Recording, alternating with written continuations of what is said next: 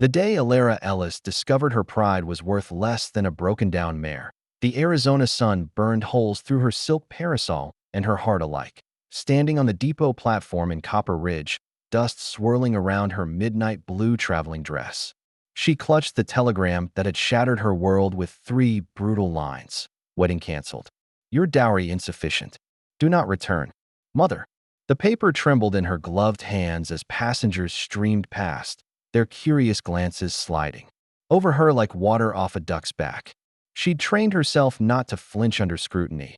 A lady never showed weakness, especially not a lady whose bloodline traced back to Charleston's finest families. But bloodlines didn't pay debts, and pride couldn't buy a train ticket home. Ma'am. A gravelly voice cut through her spiraling thoughts. You look like you might could use some shade. She turned, expecting to find another traveling salesman or persistent suitor. Instead, her gaze met the most startling pair of green eyes she'd ever seen, the color of spring grass after rain, set in a face weathered by sun and honest work. The man attached to those eyes stood tall enough to block out the afternoon glare, his hat tilted at just the right angle to suggest confidence. Without arrogance, dust clung to his worn leather vest and dark pants, and his boots had seen enough miles to tell stories. I'm perfectly fine, thank you. The words came out sharper than intended, her finishing school training kicking in like armor. Never accept help from strangers. Never show vulnerability. Never let them see you sweat, even when the desert threatens to melt you where you stand. He smiled then. Not the practiced smirk she knew from Charleston drawing rooms, but something genuine that crinkled the corners of his eyes. Name's Dax Monroe, and begging your pardon, miss, but you don't look fine. You look like someone who just got dealt a hand she wasn't expectant. The accuracy of his observation stung worse than the sun. Alara lifted her chin, channeling every ounce of Ellis family pride her grandmother had drilled into her bones. Mr. Monroe, I assure you I am quite capable of managing my own affairs. Never said you weren't. He gestured toward the shade of the depot's overhang. But capability and comfort ain't the same thing. That parasol's got more holes than a colander, and this heat'll knock a person flat if they ain't careful. You can almost smell the dust settling around them, thick and gritty, carrying the promise of a storm on the horizon. The depot bell clanged. Once, twice, announcing another train's departure, another escape route vanishing into the shimmering distance. I don't need your charity. The words tasted bitter on her tongue, but pride was all she had left. Pride and the $37 pinned inside her corset, her secret emergency fund that now represented her entire fortune. Dax Monroe's expression softened. Wasn't off-errand charity, miss. Just common courtesy. My mama raised me to help folks when they need it, whether they ask for it or not. Something in his tone, patient, steady, utterly without judgment, made her defenses waver. When was the last time someone had offered her kindness without expecting something in return? In Charleston, every gesture came with strings attached, every smile calculated for maximum social advantage. She began, then stopped, unsure how to navigate this unfamiliar territory. The telegram crinkled in her grip, its harsh words a constant reminder of her fall from grace. 3 months ago, she'd been Alara Ellis of the Charleston Elises, engaged to Marcus Pemberton, heir to a shipping fortune. Now she was nobody, stranded in a desert town that probably didn't even appear on most maps. Look, Dax said, his voice gentle as summer rain. I don't know what brought you to Copper Ridge, and I ain't a skin. But this town's got a way of testing folks, and you look like you might need a friend more than you need an enemy. A tumbleweed rolled past, caught up in a dust devil that spun lazy circles in the street. Somewhere in the distance, a church bell tolled the hour, 4 o'clock, which meant she'd been standing here for nearly an hour, paralyzed by the weight of her circumstances. I don't make friends easily, Mr. Monroe. The admission slipped out. Before she could stop it, too honest and too revealing. Neither do I. His smile widened. Lucky for both of us. I ain't easily discouraged.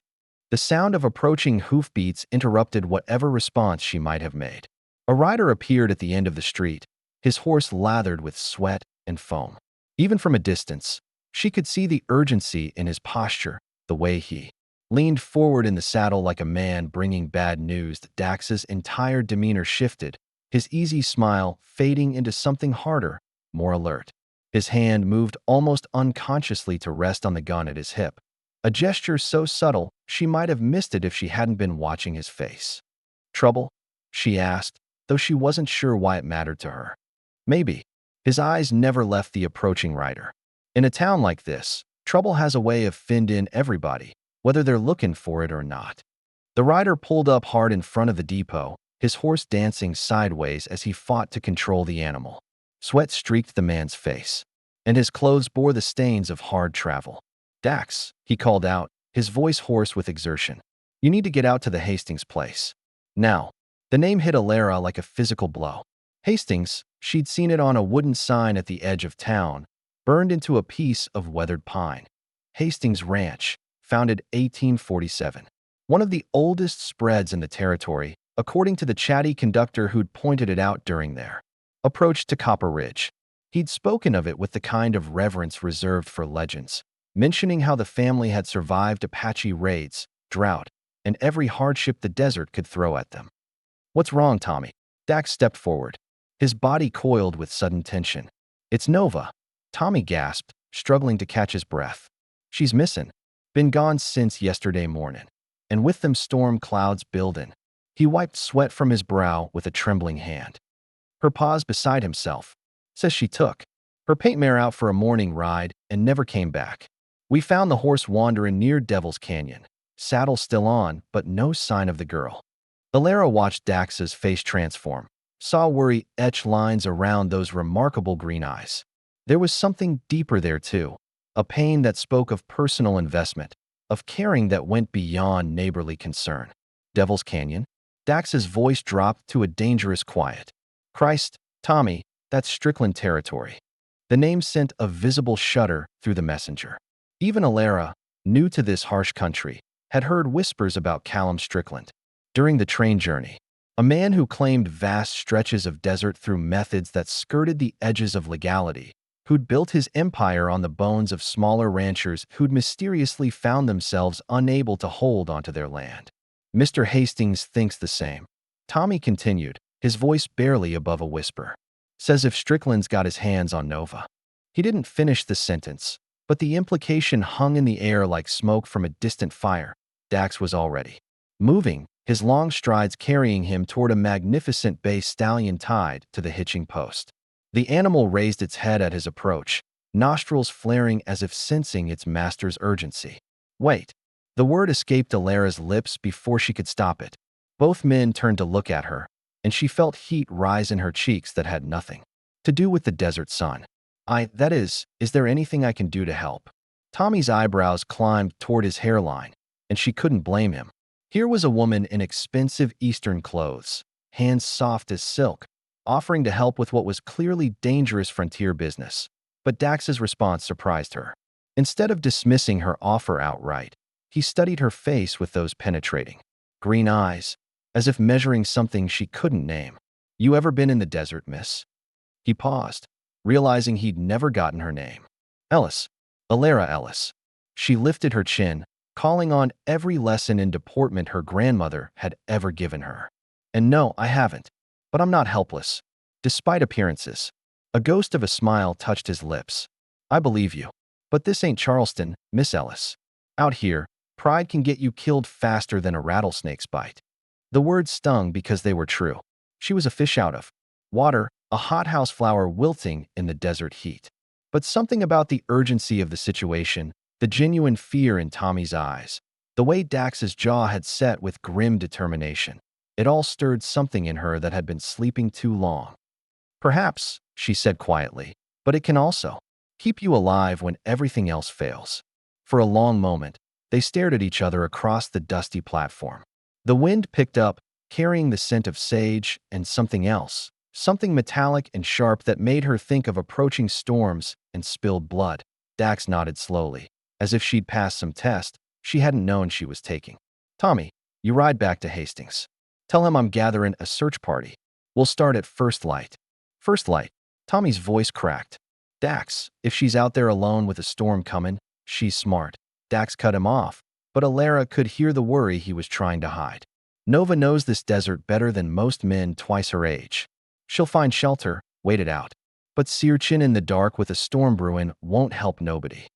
The desert doesn't care about my gender, Mr. Madden, she replied, adjusting the stirrups on the chestnut mare he'd saddled for her. And neither do I.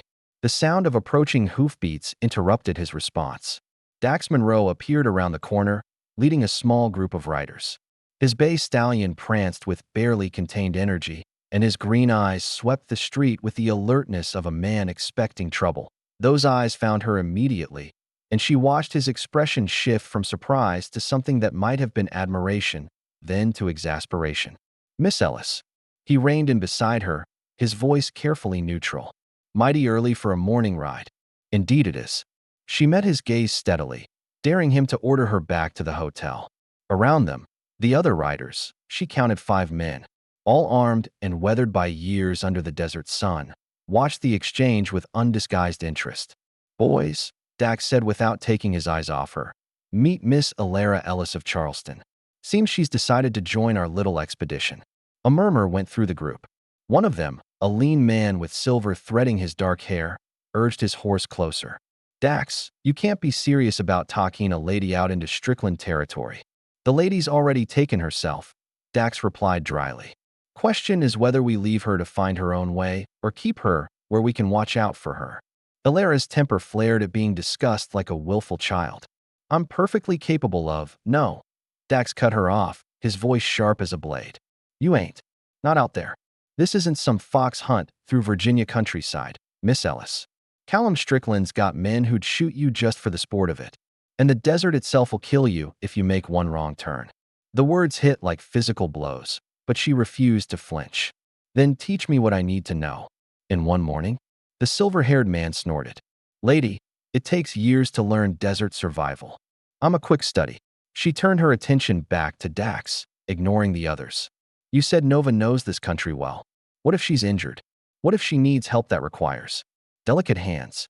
Something flickered in Dax's expression, a memory, perhaps, or a fear he hadn't voiced. She pressed her advantage. I've tended sick horses, helped with difficult births on my family's plantation. I'm not squeamish about blood or pain. She paused, choosing her next words carefully. And if Callum Strickland has taken her, he might be less likely to shoot a woman. Or more likely, muttered one of the riders. Dax studied her for a long moment, and she could almost see him weighing options, calculating risks. Around them, the town was waking up, shop owners opening their doors, children chasing chickens through puddles left by the storm. You do exactly what I say when I say it, he said finally. No questions, no arguments. If I tell you to run, you run. If I tell you to hide, you disappear. Understood. Relief flooded through her, though she was careful not to let it show. Perfectly. And if you slow us down or put anyone in danger, I won't. He nodded once, then turned to address the group.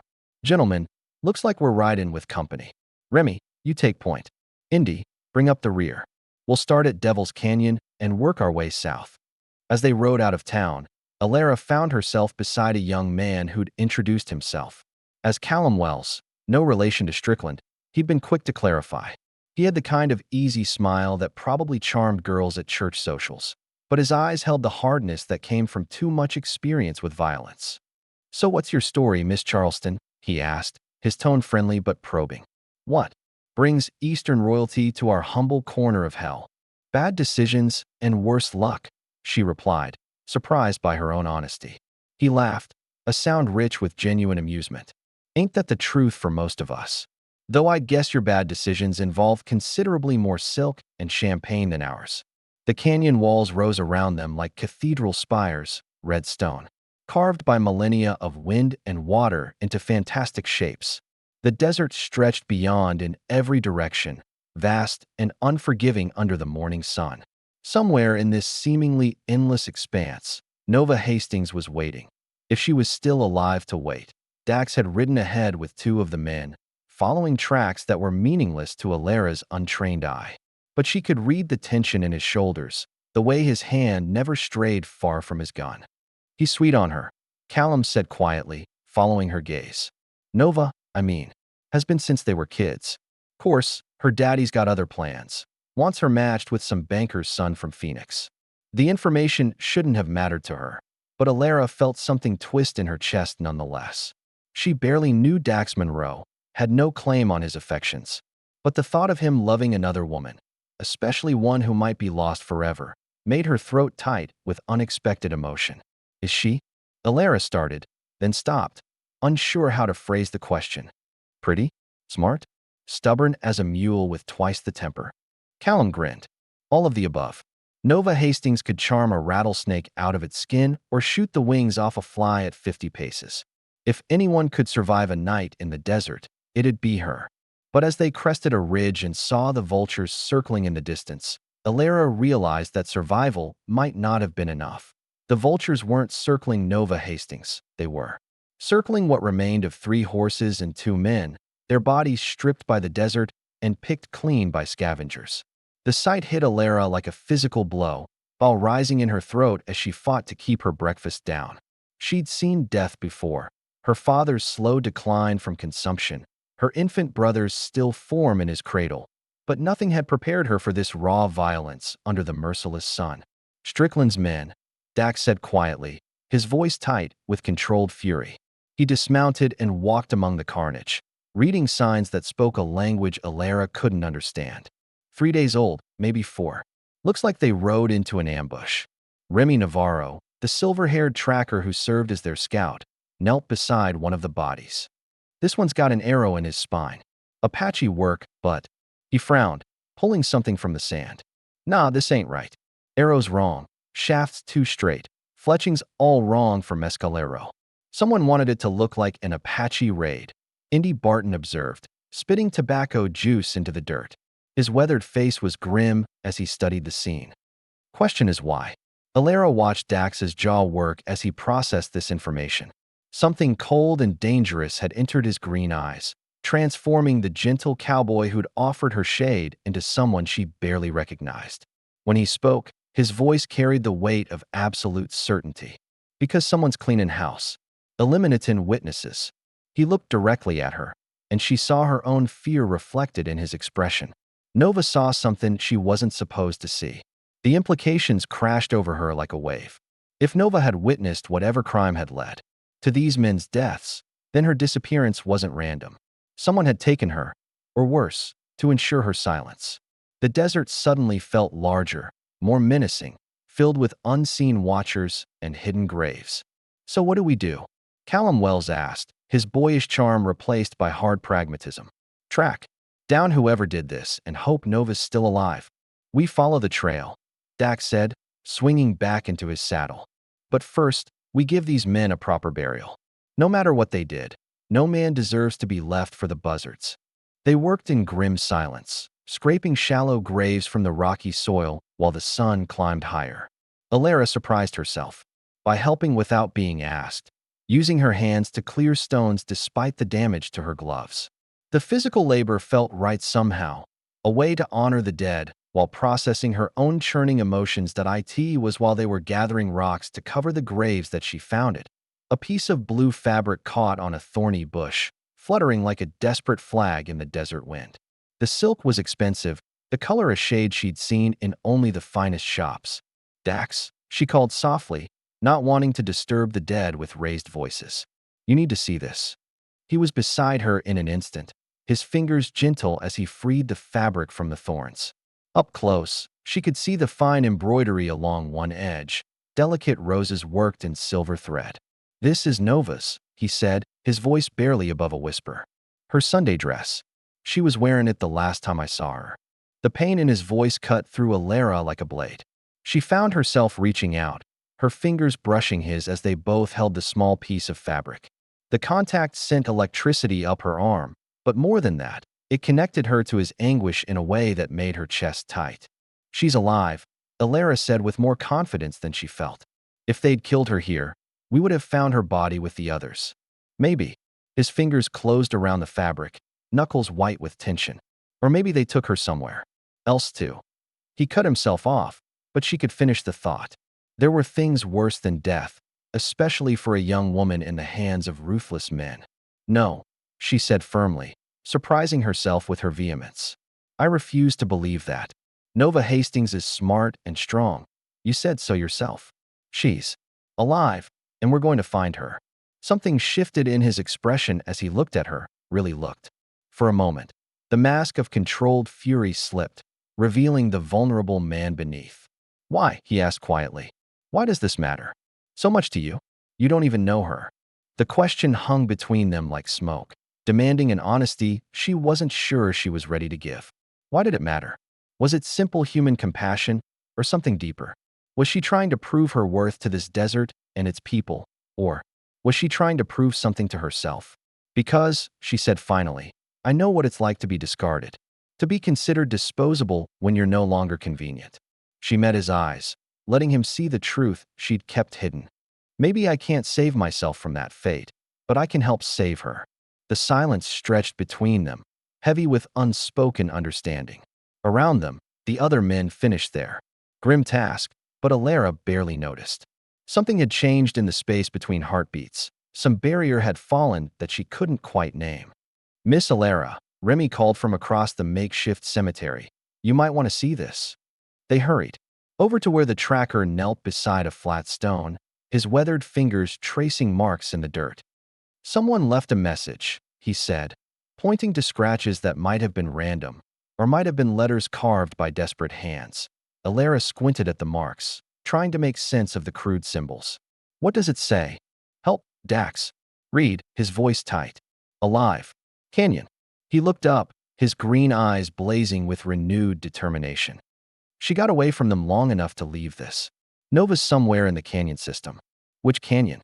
Indy asked, scanning the horizon where dozens of red rock formations cut jagged lines against the sky. There's 100 hideouts out there. Only one where a man like Strickland would feel safe enough to hold a prisoner. Dax replied grimly. Devil's Throat, the old mine works. It's got water, shelter, and only one way in or out. Alara felt ice form in her veins despite the blazing sun. She'd heard whispers about Devil's Throat during the train journey, a place where men went in and didn't come out, where the very rocks seemed to swallow sound and hope alike. That's a fortress, Callum protested. Strickland's got 20 men. Hold up there, maybe more. 6 of us against 20 ain't exactly sporting odds. Dax's smile was sharp as a blade and twice as dangerous. Then we better make sure they don't see us coming. But as they prepared to ride deeper into territory where the law was written in blood and enforced by lead, Alara couldn't shake the feeling that they were walking into a trap, and that Nova Hastings wasn't the only one whose life hung in the balance. The Devil's Throat yawned before them like the maw of some primordial beast, its red rock walls streaked with veins of black iron that seemed to drink the afternoon light. The old mine entrance gaped 30 feet above the canyon floor, connected to the ground by a treacherous path carved into the cliff face. Smoke drifted from hidden chimneys, and the occasional glint of sunlight on metal revealed sentries positioned at strategic points along the rim. Alara crouched beside Dax behind a boulder the size of a small house, her heart hammering against her ribs as she studied the fortress that held Nova Hastings prisoner. The heat radiating from the stone was almost unbearable, but she forced herself to remain still, to breathe quietly despite the fear clawing at her throat. 23 men, Remy whispered, lowering his field glasses. Maybe more inside the mine itself. And look there. He pointed to a wooden platform jutting from the cliff face. That's where they're keeping her. Even without the glasses, Alara could make out a small figure in blue sitting motionless on the platform. Nova Hastings, alive but trapped like a bird in a cage suspended over certain death. The sight sent a surge of fierce protectiveness through her that surprised her with its intensity. Guard rotation every 2 hours, Indy observed, his voice barely audible. Disciplined. Professional. These ain't just rustlers and drifters. Dax's jaw was granite as he absorbed this information. Strickland's been preparing for war. Question. Is with who? The answer came sooner than expected. A dust cloud appeared on the horizon, growing larger by the minute. Through Remy's field glasses, they could make out a column of riders approaching the canyon. At least 30 men in dark coats despite the blazing heat. Federal marshals, Callum breathed, his face pale beneath his hat brim. Sweet Jesus, Strickland's got himself a war with the law. Suddenly, the pieces fell into place in Alara's mind like tumblers in a lock. The murdered men, she said urgently. They weren't Strickland's enemies. They were his partners. He killed them to eliminate witnesses. Before the marshals arrived, Dax turned to stare at her, his green eyes sharp with understanding. And Nova saw it happen. She's not just a prisoner, she's evidence. The only thing standing between Strickland and a clean escape. The implications crashed over them like an avalanche. If the marshals stormed the canyon, Strickland would kill Nova rather than let her testify. If they waited for negotiations, she might die anyway. Either path led to the same tragic end. We have to get her out before the law arrives, Dax said, his voice carrying the weight of absolute determination. It's the only way. That's suicide, Indy protested. 6 of us against 23, with no cover and one way out? We'll be picked off like flies on a windowsill. Then we don't go in fighting, Alara said quietly. All eyes turned to her, and she felt heat rise in her cheeks that had nothing to do with the desert sun. We go in trading. Trading what? Callum asked. She took a shaky breath, knowing that what she was about to propose would change everything, possibly end everything. Me. I'm worth more to Strickland than Nova is. The silence that followed was deafening. Even the desert wind seemed to hold its breath as her words sank in. Absolutely not, Dax said, his voice flat and final. I won't let you. You won't let me. The words came out sharper than she'd intended, edged with all the frustrated pride that had gotten her into this mess in the first place. Mr. Monroe, I'm not some delicate flower that wilts at the first sign of trouble. I'm offering a solution. You're offering to get yourself killed. He shot back, his careful control finally cracking. You think Strickland's gonna honor some gentleman's agreement? The minute you walk into that canyon, you're dead. Maybe. But Nova doesn't have to be. She met his gaze steadily, drawing on every lesson and courage her grandmother had ever taught her. I'm a Charleston Ellis, Dax. My family has connections, money, influence that stretches all the way to Washington. Strickland kills me, and he'll have the entire federal government hunting him to the ends of the earth. But Nova, she swallowed hard. Nova's just a rancher's daughter. Her death won't echo beyond these canyon walls. The truth of it hung between them like a sword. Strickland was a businessman above all else, and the business of survival demanded cold calculation. 1. Hostage was valuable. 2 hostages were a complication. But the right hostage, one whose death would bring consequences he couldn't escape, that was leverage worth having. There's another problem, Remy said grimly. Look. They turned to see riders emerging from hidden positions along the canyon. Rim, Strickland's men, moving to intercept the approaching marshals. The trap was springing, and they were caught right in the middle of it. We're out of time, Dax said, his voice tight with barely controlled desperation. He grabbed Alara's shoulders, his fingers firm through the fabric of her riding habit. If we do this insane thing you're proposing, you follow my lead exactly. No improvisation, no heroics. Promise me.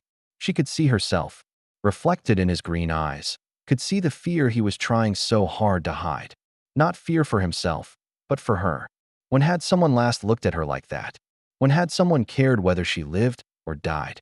I promise, she whispered then, added with a ghost of her old Charleston smile. Though I should warn you, I've never been particularly good at following orders. Despite everything, the danger, the impossible odds, the very real possibility that they were all about to die, he almost smiled back. Yeah, I noticed that about you. The sound of gunfire echoed off the canyon walls as the marshals and Stricklands men engaged. Smoke began to rise from several points along the rim, and the air filled with the sharp crack of rifles and the duller boom of dynamite. Now, Dax said, checking his weapons one final time. We go now, while they're distracted. They descended into the canyon like spirits made of shadow and determination, using the battle above as cover for their desperate gambit. Alara's hands shook as she checked the small derringer hidden in her boot, her grandmother's parting gift. Disguised as a lady's accessory, but deadly enough at close range. The path to the mine entrance was treacherous, carved from living rock and slick with moisture that never saw direct sunlight. One misstep would send them tumbling to their deaths on the canyon floor below. But Alara followed Dax's lead, placing her feet exactly where he placed his, trusting him with her life in a way she'd never trusted anyone. They were halfway up the cliff face when the shooting stopped. The sudden silence was more terrifying than all the gunfire that had come before. Because it meant someone had won, and they were about to find out who. The silence stretched across Devil's throat like a held breath, broken only by the distant cry of a hawk and the soft scrape of their boots against stone. Alara pressed herself against the cliff face, her heart hammering so loudly she was certain it would give them away. 30 feet above, Nova Hastings sat motionless on her wooden prison, unaware that rescue, or disaster, crept toward her through the shadows. Marshals withdrew. Dax whispered, his voice barely audible. Strickland's men are celebrating. Through the mine entrance above came the sound of rough laughter and clinking bottles. The victory celebration would provide perfect cover, or trap them completely if things went wrong. Alara closed her eyes for a moment, steadying herself against the vertigo that threatened to send her tumbling into the abyss below. When she opened them again, Dax was watching her with those impossible green eyes, and she saw something there that made her breath catch. Not just concern or determination, but something deeper, more dangerous. Something that spoke of sleepless nights and unspoken dreams. "Whatever happens up there," he said quietly, "I want you to know, don't." She pressed her fingers to his lips, surprised by her own boldness. "Don't say goodbye. Not yet." For a heartbeat, they simply looked at each other, balanced on a knife's edge between heaven and earth, between hope and despair. Then Dax nodded and began climbing again, each movement deliberate and sure. The platform where Nova sat was carved directly from the canyon wall, accessible only by a narrow ledge that hugged the cliff face. As they drew closer, Alara could see the girl more clearly, younger than she'd expected, perhaps 19, with dark hair that caught the late afternoon light like spun copper. Her blue dress was torn and dusty, but her posture remained defiant despite the ropes that bound her hands. "Nova," Dax called softly when they were close enough. "Don't move, don't make a sound." The girl's head turned, and her face transformed with desperate hope. Even in the fading light, Alara could see she was beautiful, not in the polished way of Charleston society, but with the wild, fierce beauty of this untamed land. The kind of beauty that would haunt a man's dreams and steal his heart without trying. A stab of something that might have been jealousy pierced Alara's chest, followed immediately by shame. This wasn't the time for such petty emotions. Nova Hastings needed saving, and whatever existed between her and Dax was none of Alara's concern. But when Nova's eyes found Dax's face, what Alara saw there wasn't romantic love. It was the fierce affection of a sister for a beloved brother.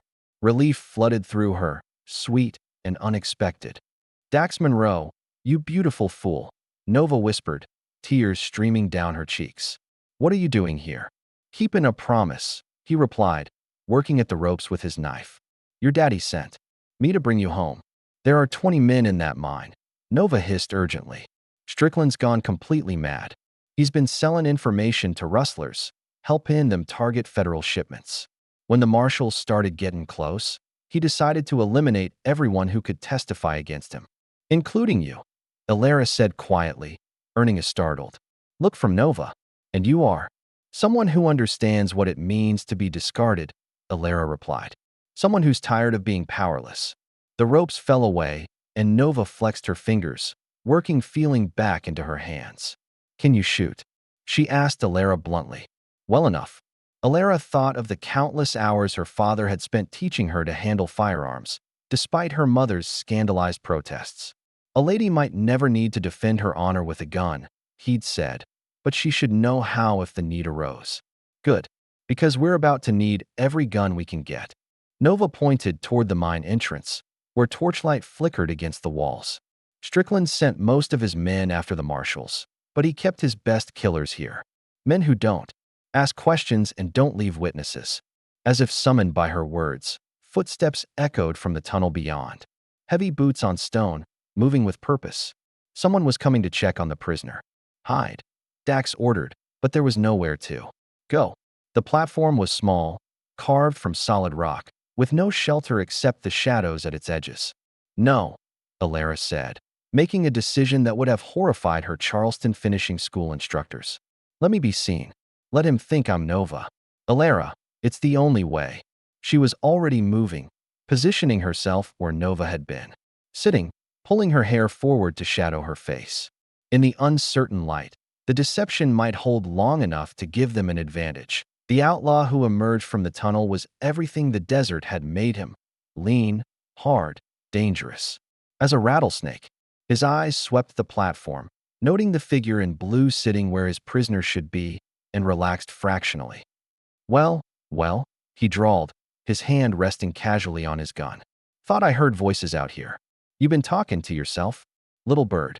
Alara kept her head down, letting her hair hide her features. Please, she whispered, making her voice small and frightened. I just want to go home. Oh, you'll be going somewhere, all right. His laugh was ugly, full of implications that made her skin crawl. Boss has plans for you. Soon as he's done with them marshals, Dax struck like lightning, his arm encircling the man's throat from behind. The outlaw struggled, clawing at Dax's grip, but the cowboy's hold was iron. Within seconds, the man went limp. Is he? Alara began. Unconscious, Dax confirmed, lowering the body gently to the stone. Won't stay that way long, though. We need to move. Getting down proved easier than climbing up, though no less terrifying. They descended in silence, Nova leading the way with the sure-footed grace of someone who'd grown up in this country. The sun was setting now, painting the canyon walls in shades of gold and crimson that would have been beautiful under other circumstances. They reached the bottom just as shouts erupted from above. Someone had discovered the unconscious guard, and now the entire mine was stirring like a kicked anthill. This way, Nova called, leading them toward a narrow crack in the canyon wall that Alara would never have noticed. There's a passage that leads to the main trail. We can reach the horses, if we move fast. The crack was barely wide enough for a person to squeeze through, and the darkness beyond was absolute. But it was escape, and right now that was all that mattered. They pressed forward, guided by Nova's sure knowledge of the terrain and the distant promise of freedom. Behind them, gunfire erupted as Strickland's men realized their prize had vanished. Bullets whined off the canyon walls, sending chips of stone flying like angry wasps. But the passage protected them, winding deeper into the earth before emerging near where they'd left their horses. Mount up, Dax ordered, but his eyes were on Alara, checking for injuries, for signs of shock or exhaustion. The concern in his gaze made her chest tight with emotions she couldn't quite name. They rode hard through the gathering darkness, putting distance between themselves and Devil's Throat. Only when they could no longer hear pursuit did they slow their pace and allow themselves to breathe. Thank you, Nova said simply, looking between Dax and Alara. Both of you. I know what you risked to get me out of there. Your family, Dax replied, but his eyes found Alara's in the moonlight. We don't leave family behind. The word hung in the air between them, rich with possibility. Family, not the cold, calculating connections of Charleston society, but something warmer, stronger. Something worth fighting for. 2 weeks later, Alara stood on the porch of the small house she'd rented on the edge of Copper Ridge, watching the sun set over the desert that had nearly killed her and somehow saved her instead. She'd written to Charleston, formally severing ties with her old life. The responses had been as cutting as expected, but they no longer had the power to wound her. Hoofbeats announced a familiar arrival. Dax Monroe reined in his bay stallion and dismounted with the easy grace that had caught her attention that first day. But now she knew the strength in those hands, the courage in that heart, the gentleness that he showed to those he loved. Evening, Miss Ellis, he said with a tip of his hat, though his smile was anything but formal. Evening, Mr. Monroe. She stepped down to meet him, her heart doing things that would have scandalized her grandmother and delighted her in equal measure. Any word from the territorial government? Strickland's been captured. He'll hang for murder and treason. His expression grew serious. The reward money came through. Enough to buy that little spread north of town, if you're still interested. She'd mentioned it in passing. A small ranch for sale, perfect for someone looking to start fresh. But it would require a partner, someone who knew the land and its ways. Someone who could teach her to read the signs written in wind and stone. Are you asking me to go into business with you, Mr. Monroe? I'm asking you to marry me, Miss Ellis. The words came out in a rush, as if he'd been holding them back too long. I know you're used to better than a desert cowboy with dirt under his fingernails, but she silenced him with a kiss, standing on her toes to reach his lips, pouring all her answer into that single, perfect moment. When they broke apart, both were breathing hard. "I've had better, Dax Monroe," she said softly, her hands resting on his chest where she could feel his heart hammering. "I've had silk and champagne and mansion houses with more rooms than I could count. But I've never had anything real. Never had anything that was truly mine. And now I have you." She smiled, the expression transforming her face into something radiant as the desert sunrise. "And that's worth more than all the Charleston dowries in the world." He kissed her again, deeper this time, and she could taste the promise of tomorrow on his lips. Around them, the desert bloomed in the twilight, wildflowers that had waited through the long drought for exactly the right moment to show their hidden beauty. If you enjoyed this tale of love found in the most unlikely places, don't forget to give it a like and tell us in the comments what brought you to our little corner of the frontier today. And remember, sometimes the best treasures are the ones you never knew you were searching for. Where are you watching from today? Drop a comment and let us know what corner of the world you're calling home.